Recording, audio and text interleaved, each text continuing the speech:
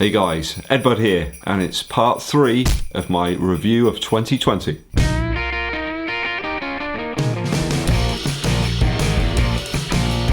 So June saw some absolutely wonderful temperatures here in the UK, though at times I would suggest it was probably too hot for me for running. I do seem to prefer those colder temperatures, and I just seem to perform better when the temperatures drop. I think it's those Eastern European genes. I really enjoyed testing out the Saucony Endorphin Pro around about that time. I think that explains why the shoe is so clean. It looks like it hasn't been put through the ringer that much, because I think most of the miles in it were when it was dry. Those super light shoes really did propel me to some nice fast threshold and tempo runs, round about that 7 minutes 20 per mile, 4 minutes 35 per kilometre. It just seems to really kick in, that whole setup of the shoe, the midsole, the carbon plate, round about that speed. I did do a number of lower pace miles around about that time in the Nike Pegasus 37, which for me was pretty much the only pace I wanted to run in that shoe. It just failed badly in the most important of all running shoe aspects, which is the lockdown on the upper. I think it was around about that point I picked up the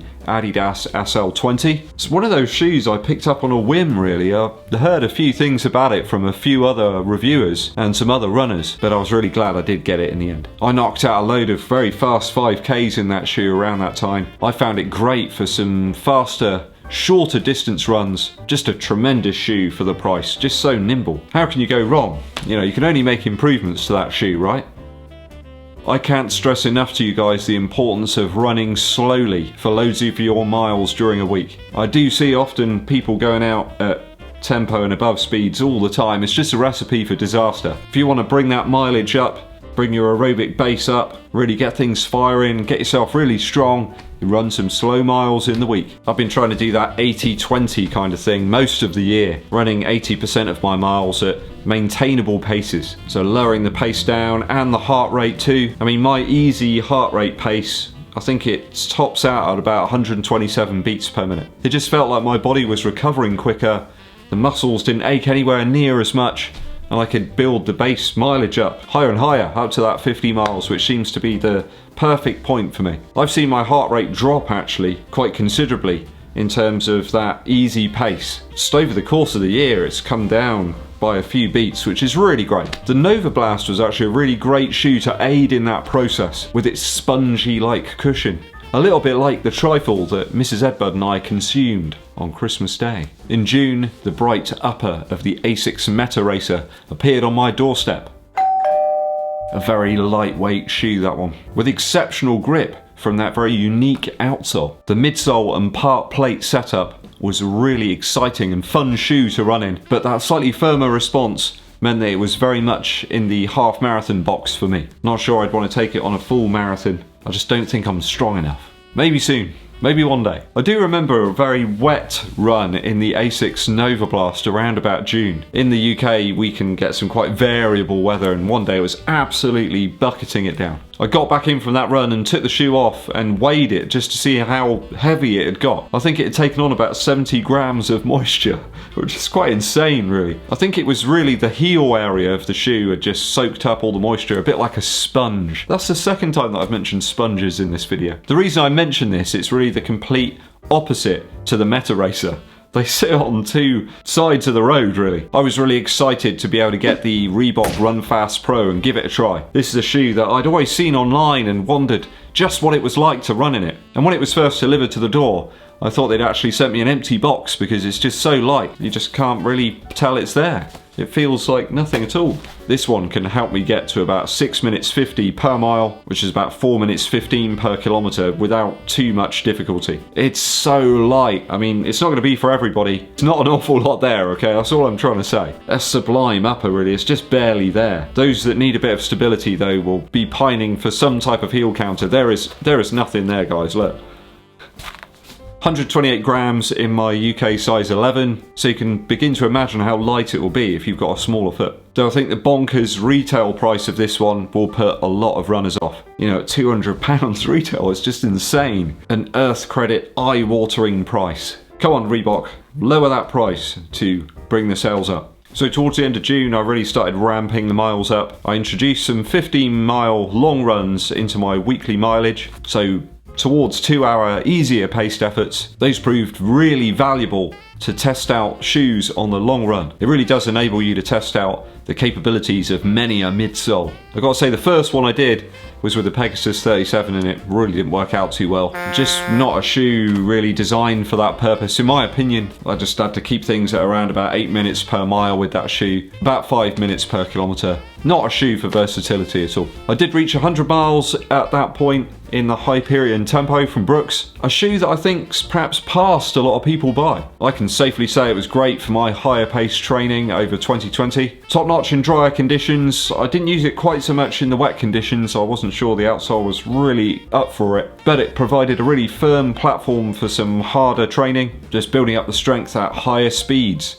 And talking of speed, the training brother to the Saucony Endorphin Pro arrived, the Endorphin Speed. I grabbed this one in July. Initially I wasn't really that excited about it, but as soon as I got it on foot, I realised what all the fuss was about. It quickly became a favourite in my rotation with its light and nimble nature. Even in the warmer temperatures there, I easily got up to my target paces on every run. A really exceptional shoe. I don't think Nike or even Saucony themselves realised just how great this shoe turned out and how popular it was going to be as well. Trying to get one of these was not easy. I think it's made other manufacturers stand up and take count of what they're doing really. How can they combat against a shoe that really is pretty much perfection? Certainly a game-changing running shoe. On a few weeks later, I picked up the Adidas Boston 9. That was a shoe I instantly enjoyed. Although I would suggest in terms of Adidas shoes, it's certainly the most generous in terms of the upper. Quite a different shoe to the Adizero Pro, which released pretty much around the same time. I really enjoyed both of those shoes though for quite different reasons. The Boston 9 was a little bit more cushioned, a slightly plusher upper feeling. I found it a great daily option in fact, just the right amount of cushion for me, though I think perhaps some other runners would prefer a little bit more of that boost under the midfoot. The Adizero Pro though had the chops for interval training at faster paces. I found it a really versatile shoe in fact, one you could use for almost anything. It even felt good at lower speeds too. When I look back through all the results on those long runs that I did, I think the Endorphin Speed came up as the top shoe. I think this one gave me the fastest performance, but also the most consistent across all of the miles. Around early August, I hit 100 days on my running streak. I felt it really did benefit me in terms of strength and endurance, but really not advantageous for improving my top level speeds or my work at threshold pace. Those recovery days are really important, guys. I can't stress that enough. So if you're doing a run streak, it's really important to gauge how much you're going to do each day, not overstretching yourself. As such, I think run streaks have got to be very carefully managed. I managed to do that though, got to 100 and I think I called it a day not long after that. I did test out some lower drop shoes over the course of 2020. One of those was the Ultra Escalante 2.5 and the other was that Innovate G270. Both of which, I've got to be honest, I really enjoyed and I didn't really feel they were that different at all. Beautifully cushioned. In fact, the Terra Ultra G270, probably one of the best cushioned shoes in terms of a lower stack of the whole year. So if you're worried about trying out some zero drop shoes, don't believe those weird rumours that are around that they're really hard to run in or anything like that. Just as cushioned and might make your form a little bit better if you slowly implement them into your rotation. Another shoe that I need to mention round about this point was the Hoka One Clifton 7. I think that appeared on the test blocks around about August time. A shoe for me that really did feel like it needed a trim in the upper department. It was absolutely voluminous in the upper. Loads of room in the toe box, too much possibly, and around the sides of the shoe as well. People suggested that because I had that issue in the arch of one of the shoes over a long run that I needed a wide version. That would have been even bigger. I think probably the Clifton 7 was okay as a daily shoe, not one that really stood out and made me really excited to run in it. I quickly got up to 100 miles in the Saucony Endorphin Speed. I remember running some super fast miles in this one just after Fergus, my son, was born. I can remember having a big smile on my face, running some dead fast miles, just feeling really good, like a release valve had been let off.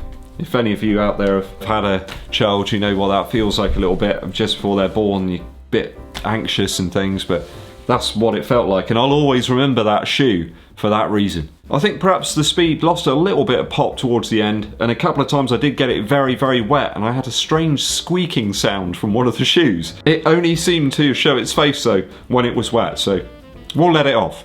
Beast, get off!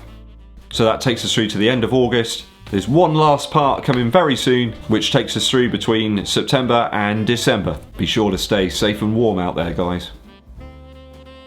A quick musical interlude for you. I was very lucky for Christmas to get this Return to Greendale album by Neil Young and Crazy Horse. Now, Greendale was originally an album that Neil Young released in 2003, and it was all based around a film, like a story. I think he shot it on like 8mm or something himself. They kind of got some people together and made this film all about ecology, kind of saving the planet. And it's one of those strange Neil Young DIY kind of films. If you've seen any of his other ones, you'll know what I mean. But listening to this one sounds really, really great. In a live form, they kind of sound even better. The edges are sort of smoothed off a bit and the songs have become what they really need to be. I think that's quite often the case with Neil Young live albums. Once the musicians have had a few chances more to play the songs, they seem to be the best versions.